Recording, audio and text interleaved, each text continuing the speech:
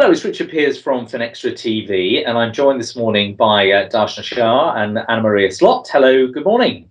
Morning. Good to see you again. Oh, that wasn't very enthusiastic, Anna-Maria, you know.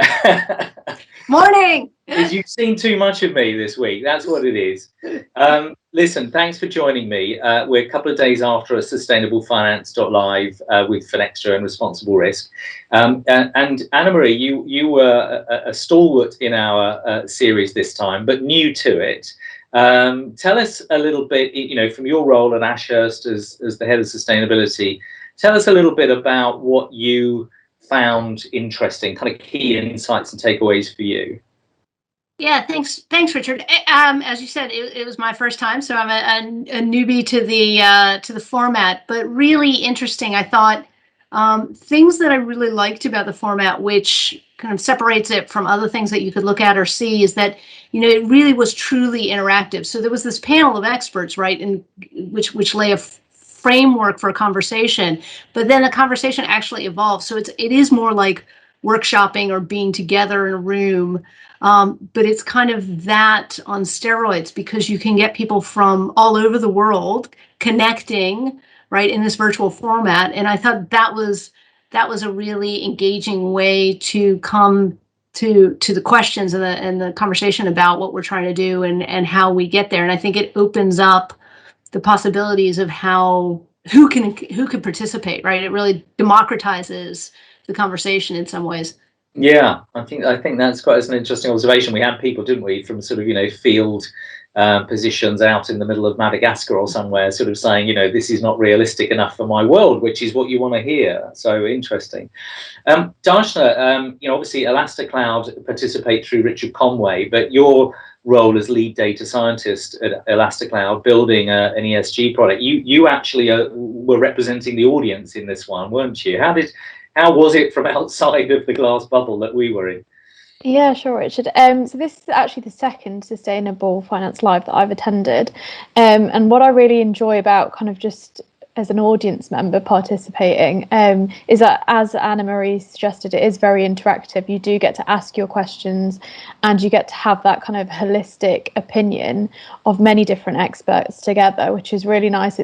Sustainable finance is still a very rapidly growing field and nobody has all the answers. So some of those challenges and opportunities are really well explored in a variety of different types of sessions. You have the kind of traditional talks where I think Frank from Earth Knowledge, for example, really touched on kind of where we are missing data and how to get more of a holistic picture and marry up different parties, from the kind of NGOs that want to fund sustainable projects but necessarily don't have the funds, and then the financial professionals who have the funds but need a bit more kind of information on where to fund those projects. So it was really great to see that holistic opinion across the board.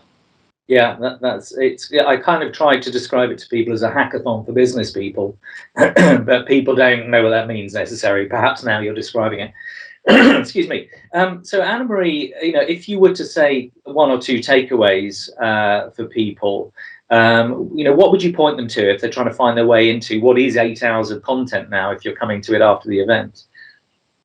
Yeah, so I think the presentations by Frank of, you know, the digital tool is really enlightening, because it puts information in front of you in a way that you don't typically look at.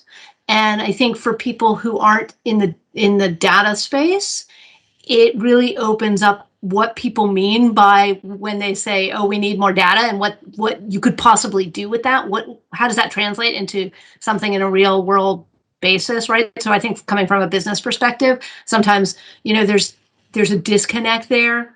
And maybe that's the thing that I find the most interesting about the format, because the real question in sustainability is, how do you connect all these people with these various skill sets across this common problem, right? And so data providers and data analysts don't necessarily speak the same language as financiers, who definitely don't speak the same language as, you know, somebody creating a tool or kind of with a Microsoft background, right, on that kind of stuff. And nobody speaks the same language as the lawyers. So having those different people in a room talking about a topic from all of their own angles, I think was a really fascinating point. And then having that captured, in the mind map, which was an incredibly hard skill to do, right, is to take all of these random people who are speaking at different levels about different things and put them on a mind map. But I'm really interested to see what that looks like now at the end. So that's definitely a piece I'm going to go back to. Yeah, well, we're going to be sharing the visual record, which is what you're referring to. So we're trying to assemble the mind map. We've all been in whiteboard meetings where the hieroglyphics were brilliant at the time, but none of us can discern what they mean afterwards.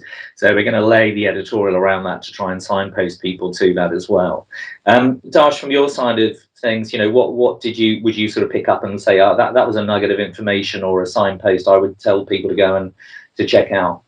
Yeah, so I really enjoyed the session by Suzanne Schmidt and Frank from Earth Knowledge, because it kind of, as a data scientist, we obviously have access to a lot of different data types and we speak to financial professionals, but this was kind of taking it one layer down into the real nitty gritty, and it is a complex issue and kind of everybody has to have a little bit of knowledge about everything.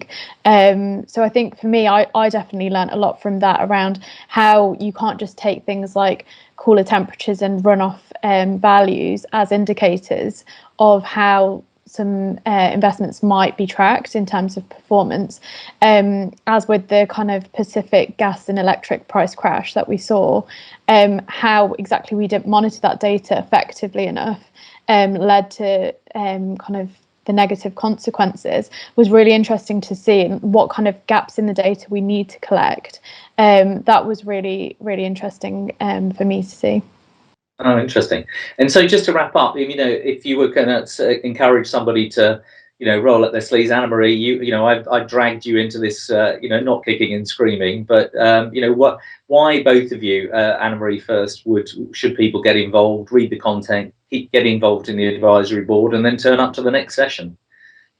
Yeah, look, I think it provides a new angle on how to look at the topic. And particularly, it gives you a really quick access to a multidisciplinary view of what the question is, right? Because frequently things are coming at it just from a single aspect, right? And I think that's the key value here, is that this multidisciplinary aspect is right in front of you in the presentations and in the discussion afterwards. So I would highlight that as a reason to come. Thanks. Darsh? Yeah, I think what I really like about the Sustainable Finance Live events is that each event is kind of a deeper layer, essentially. So we started with the asset management, we then explored like risk management, and now we're looking at nature based value, bankable solutions. So I think you get a different kind of conclusion, or you take away something different from each session.